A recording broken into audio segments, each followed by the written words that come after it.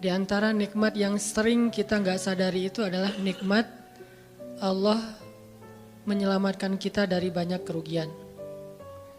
Kalau keuntungan kan kita tahu nih, karena wujud kan.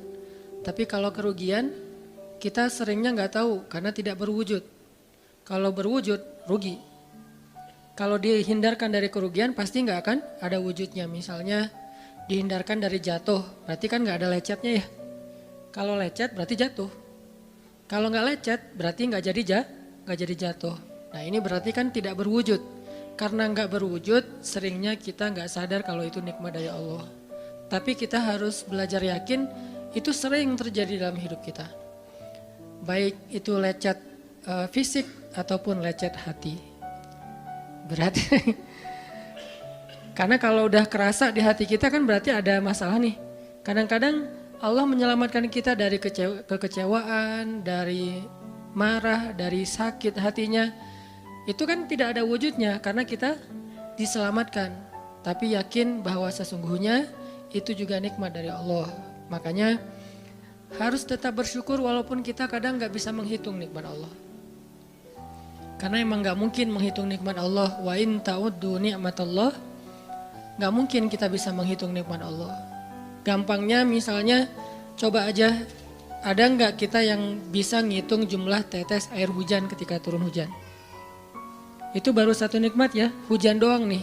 Bisa nggak ngitung berapa tetes air hujan yang jatuh ketika kita lagi musim hujan? Atau sekali hujan aja nih, setengah jam berapa tetes? Nggak ada yang bisa ngitung. Itu aja nggak sanggup, apalagi nikmat-nikmat yang lebih besar.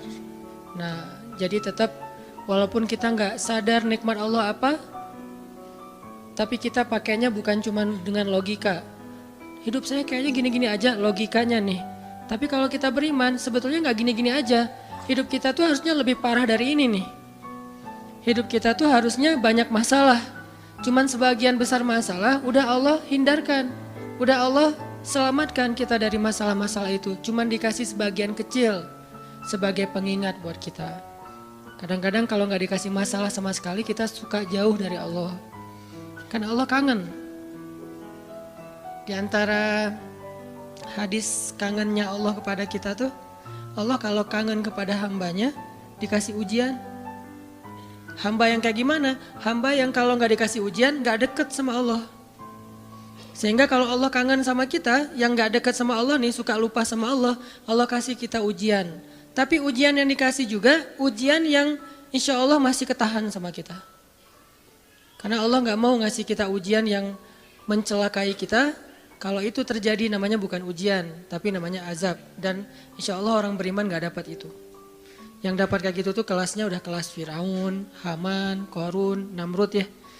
Abu Jahal, Abu Lahab itu kayak gitu tuh. Tapi kalau kelas orang muslim yang udah beriman cuman gak soleh-soleh amat, insya Allah yang dikasih bukan azab, yang dikasih adalah ujian. Kenapa? Allah kangen dengerin curhat kita di sepertiga malam. Allah kangen ngeliatin kita menangis dan manja kepada Allah.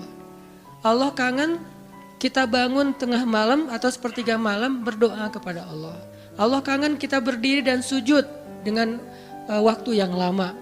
Kadang-kadang sujudnya setengah jam, saking lagi berserah diri kepada Allah. Allah kangen, makanya dikasih ujian dikit. Tapi ujian yang dikasih ke kita tuh sedikit dibandingkan yang Allah hindarkan dari kita. Tapi mana buktinya dihindarkan? Kalau ada buktinya namanya gak dihindarkan. Kalau sudah wujud namanya kena. Kalau gak kena pasti gak ada wujudnya. Terus gimana kita tahu? Kita mungkin gak tahu, tapi kita bisa meyakininya, iman. Makanya yang dipakai bukan hanya logika, tapi juga iman. Karena Allah Subhanahu wa taala menyelamatkan kita siang dan malam. Kulla yaumin huwa fi sya'n. Itu ayatnya. Kulla yaumin huwa fi sya'n. Setiap hari Allah sibuk menyelamatkan kita. Salah satu tafsir dari kalimat fi sya'nin adalah Allah sibuk menyelamatkan kita. Setiap hari kulla yaum. Sibuk menyelamatkan fulan-fulan, sebanyak jumlah manusia, sebanyak itulah yang Allah selamatkan. Bukan cuma mukmin, bahkan orang kafir juga kadang Allah selamatkan. Cuman di dunia, kalau di akhirat beda lagi ceritanya. Kalau di dunia, rahmat Allah semuanya dikasih. Baik kepada mukmin ataupun kepada yang tidak mukmin. Dikasih rahmat Allah di dunia, tapi di akhirat hanya berlaku bagi orang-orang yang beriman. Kenapa orang yang tidak beriman kok dikasih rahmat Allah di dunia? Karena di sisi Allah dunia itu kecil, gak terlalu berharga, makanya dikasih semuanya. Akhirat itu berharga, makanya dikasih buat yang Allah sayangi, yang Allah pilih doang, yaitu orang yang beriman. Jadi jangan sampai kita berpikir Allah tuh kayaknya gak fair, kok orang gak beriman dikasih rahmat di dunia? Karena dunia itu gak terlalu berharga di sisi Allah. Seandainya dunia itu ada harganya walaupun sebelah sayap nyamuk, gitu kan hadisnya, gak akan Allah kasih itu dunia kecuali kepada orang beriman. Tapi berhubung lebih ringan daripada sebelah sayap nyamuk, dikasih kepada semuanya. Ibaratnya kalau kita ngasih kayak ngasih lagi jalan gitu ya, naik angkot misalnya, naik angkot terus sama istri nih naik angkot berdua. Terus pas turun angkot, harga angkotnya tuh misalnya 3.000, udahlah kasih aja 5.000. Karena 2.000 yang kita kasih, nggak mungkin istri kita komplain. Kemarin aku minta nggak dikasih, nggak akan mungkin kan? Kenapa? Cuma 2.000. Tapi coba ngasih 100.000. Beda tuh. Karena dia sesuatu yang ringan, maka tidak perlu komplain. 2.000 doang, saya juga dikasih lebih dari itu. Harusnya kita sadar bahwa dunia itu 2.000-an. Dunia itu cuma 2.000-an. Nggak terlalu berharga lah. Walaupun tetap butuh, nggak berharga juga butuh. Sehingga ketika ada orang yang tidak beriman dikasih 2.000-an kayak gini, kita yang beriman jangan sirik. Mending saya nggak beriman kalau kayak gitu. Ternyata nggak beriman juga dapat tuh banyak. Nggak banyak, cuma 2.000-an. Dan kita mah dikasih lebih banyak dari itu. Cuman yang dilihat 2.000-nya, bukan yang ratusan ribunya. Ini artinya teman-teman, yuk kita tetap belajar bersyukur kepada Allah. Walaupun kita nggak sadar nikmat Allah itu apa. Kita nggak bisa ngitung dengan logika kita. La tuhsuha, nggak mungkin bisa dihitung dengan logika. Tapi kita masih punya logika iman. Yang kita yakin, kulla yaumin huwa fi sya'n. Setiap hari itu Allah ngasih nikmat buat kita. Setiap hari itu Allah menyelamatkan kita dari banyak masalah. Setiap hari. Bukan pernah tuh dulu gua nyelamatin lo. Enggak. Setiap hari diselamatin. Kita ada orang yang kadang-kadang nyelamatin kita dari satu musibah. Itu kan berjasa dan kita kayak ngingat seumur hidup kan ya. Dianggap kayak orang yang paling berjasa dalam hidup kita. Dulu hampir putus gara-gara dia gak jadi putus gitu. Nyambung lagi dalam bentuk yang halal misalkan ya. Berarti kan dia paling berjasa nih. Kalau gak gara-gara dia nih udah putus tuh. Kalau gak gara-gara dia udah cerai nih. Alhamdulillah gara-gara si fulan, gara-gara ustadz itu, gara-gara teman saya, gara-gara orang tua. Kita yang tadinya hampir bercerai, gak jadi bercerai kan dia berarti berjasa banget dalam hidup kita. Menyelamatkan rumah tangga. Allah menyelamatkan kita dari yang kayak gitu-gituan tuh kulla yaum, setiap hari. Kalau yang belum menikah, setiap hari Allah menyelamatkan kita dari zina. Apalagi kita hidup di zaman fitnah. Apalagi kita hidup di kota besar kayak di Bandung. Yang fitnahnya mungkin lebih besar daripada di desa. Dengan mudah kita bisa terjerumus ke dalam dunia-dunia yang kayak gituan. Mudah banget. Tapi setiap hari diselamatin. Besok diselamatin lagi, lusa diselamatin. Walaupun seringkali Allah pengen nyelamatin kita, kitanya aja yang kekeh gak mau diselamatin. Udah jatuh, Allah selamatkan dari apa? Dari makin terpuruk. Kadang-kadang kan jatuh ketiban tangga nih. Jatuh doang gak ketiban tangga. Allah selamatkan. Kalau gak diselamatkan 100%, minimal diselamatkan sebagiannya. Supaya kita gak benar-benar hancur. Itu sering. Yang pernah merasakan masa-masa kelam di masa lalunya. Harusnya kan ketika kita dulu kayak gitu kita mungkin udah mati kali ya. Yang sering tawuran misalnya. Yang sering tarung di jalan. Alasannya alasan sepele gitu. Kayak kemarin saya pas ke Jakarta ada acara di daerah Bintaro tuh lagi jalan. Ada tawuran pelajar.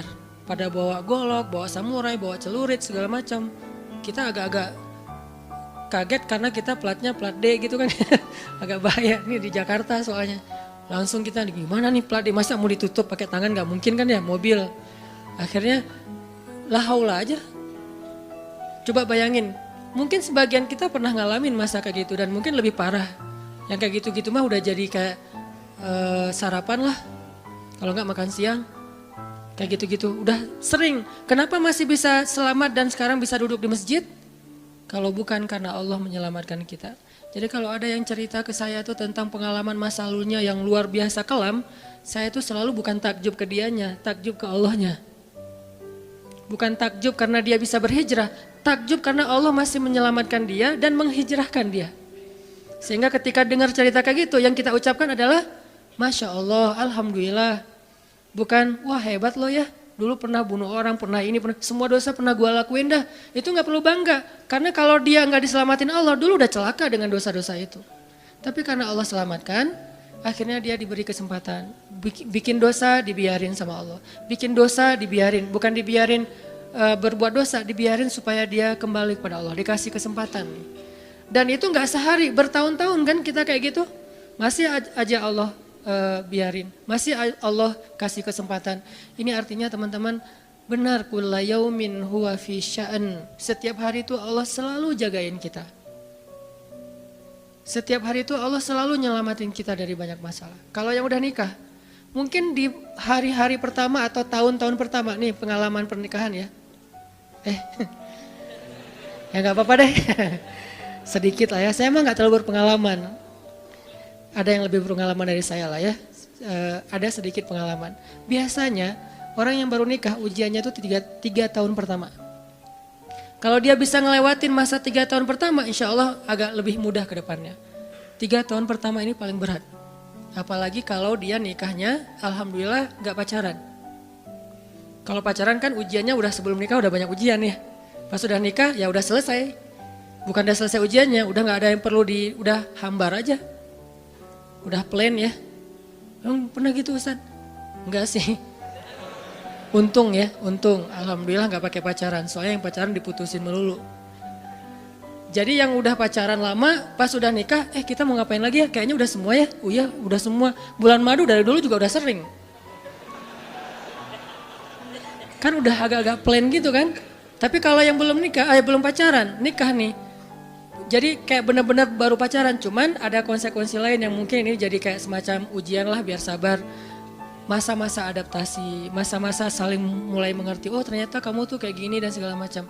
Apalagi kalau baru nikah langsung LDRan kan berat banget tuh. Nikah LDRan, pacaran LDRan aja berat. Bener gak sih? Nggak ngaku Pacaran LDRan aja berat, apalagi nikah LDRan. Kenapa? Pacaran itu kan masih banyak pantangan. Nikah kan udah masih banyak ibadahnya. Tapi nggak boleh ibadah, coba gimana? Nggak sengsara tuh, merana kan? Harusnya boleh tapi nggak boleh. Yang tadinya nggak boleh aja sengsara, apalagi udah boleh. Nah ini artinya setiap hari dalam tahun-tahun pertama pernikahan kita bisa aja mengatakan, udah deh, saya talak kamu. Apalagi laki-laki. Kalau nggak sabar dikit keluar kata-kata talak. Kalau udah keluar nggak bisa ditarik lagi tuh. Karena kalimat itu walaupun guyon tetap kena kan. Guyon aja kena apalagi serius. Enggak usah, saya waktu itu lagi dikuasai amarah. Emang ada yang cerai dalam keadaan nyaman? Kita talak yuk gitu. Nggak ada kan. Yang namanya cerai pasti marah tuh. Jadi nggak ada istilah gara-gara marah terus talaknya nggak berlaku, nggak. Maksud marah yang nggak berlaku talak itu kalau sampai hilang akal. Tapi rata-rata kita masih berakal sih walaupun marah juga. Karena ada orang yang marah tuh kemudian dia jadi kayak orang yang gila gitu gara-gara marahnya itu hilang akal. Tapi kalau masih berakal, masih mukallaf, masih bisa berpikir, ya namanya cerai nggak ada yang nggak marah. Yang namanya cerai pasti marah. Aku talak kamu. Gak ada, udah talak manggilnya say. Udah gitu pakai emoticon yang love gitu. Tapi talak kan agak-agak klise ya. Gak ada, pasti emoticonnya tuh berderai-derai atau hatinya terbelah kan gitu kan ya. Lagi rame soalnya tuh yang kayak gitu-gitu. Ini artinya bahwa yang namanya talak gak ada nyamannya. Pasti lagi marah dan tetap berlaku teman-teman. Kalau nggak Allah membimbing lisan kita, mungkin hari kedua udah talak tuh. Kalau Allah nggak membimbing hati kita, mungkin bulan pertama udah talak. Berarti kulla yaumin huwa fi sya'an. Sebetulnya kalau dengan logika iman, harusnya kita yakin Setiap hari itu Allah pasti nyelamatin kita, setiap hari. Cuman karena udah diselamatin jadi nggak ketahuan. Kalau nggak diselamatin ketahuan. Mau jatuh di jalan nih, naik motor nih. Mau keserempet harusnya jatuh. Tapi nggak jadi keserempet. Atau keserempet dikit nggak jatuh. Kan kita suka lupa kalau kayak gitu kan ya. Kalau udah jatuh baru ingat. Kan saya tadi udah baca bismillah, kenapa masih jatuh? Gitu kan. Tapi kalau nggak jatuh, kita lupa bahwa ternyata perjalanan kita itu dilindungi oleh Allah. Sehingga kalau udah sampai bilang, alhamdulillah. Jadi banyak yang kita nggak bisa ngitung karena memang tidak terjadi. Kenapa nggak terjadi? Allah yang menyelamatkan kita. Kulla yaumin huwa fi sya'an. Sehingga tetap walaupun mungkin kita nggak ngerasain, bilang aja alhamdulillah, alhamdulillah setiap hari aja gitu. Karena nggak ada ruginya juga kita ngomongin alhamdulillah. Satu-satunya kata atau nama yang nggak rugi disebut cuma nama Allah. Dan satu-satunya nama yang rugi kalau disebut nama mantan. Itu nggak enak banget nyebutnya. Kadang-kadang lagi ngobrol sama temen atau lagi kenalan di dalam kampus nih ya. Atau kelas anak baru ceritanya. Kan kenalan nih. Dipanggil nama sama guru satu-satu. Pas ada satu nama misalnya namanya siapa gitu kan ya.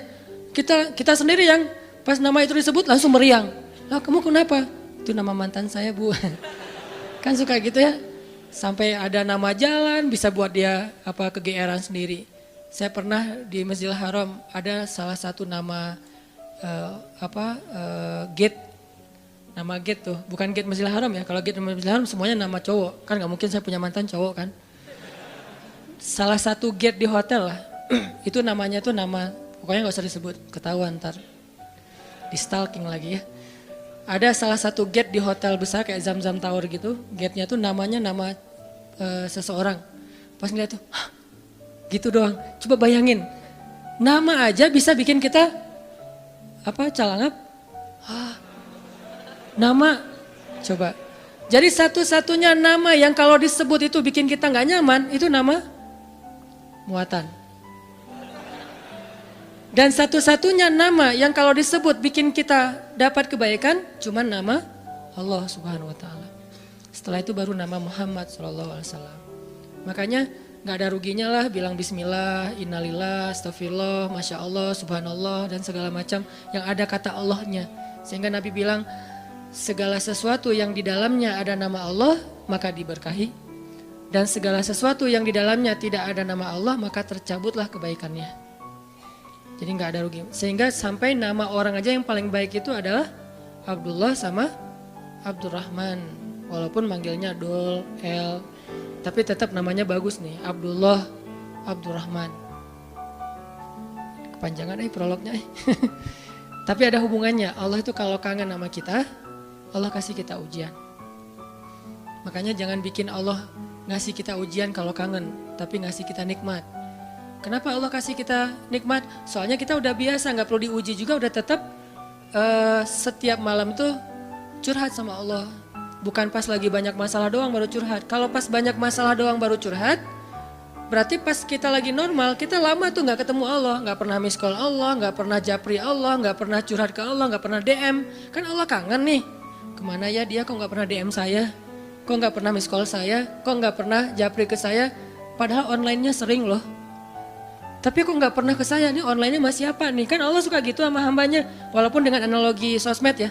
Tapi Allah tuh perhatian banget sama kita. Allah nungguin kita datang.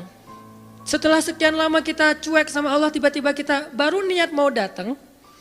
Duh, udah lama juga ya saya belum japri ke Allah. Baru gitu doang, belum diketik nih, belum typing. Baru niat doang nih, Allah udah bahagia coba. Allah kok baik banget ya sama kita ya. Seolah-olah Allah butuh kita, padahal gak sama sekali loh. Ghaniyun anil alamin. Allah tuh gak butuh kepada siapapun di antara hambanya. Gak butuh sama sekali. Tapi kayak seolah-olah Allah tuh yang butuh banget sama kita. Saking baiknya Allah. Allah itu raufun, rahimun, karimun, jawadun. Apalagi latifun. Nah latifun Allah tuh. Sangat pengen dekat sama hambanya. Itu Allah. Udah lama pergi nih. Sibuk dengan semua orang dijapri, semua orang dia chat sampai tengah malam chat sama orang lain. Tapi Allah gak pernah dijapri, Allah tungguin. Kalau manusia mungkin kita bisa nyebutnya kayak kesepian gitu. Tapi Allah kan gak mungkin kesepian, tetap aja Allah nungguin seperti orang yang kesepian. Saking kangennya sama kita coba.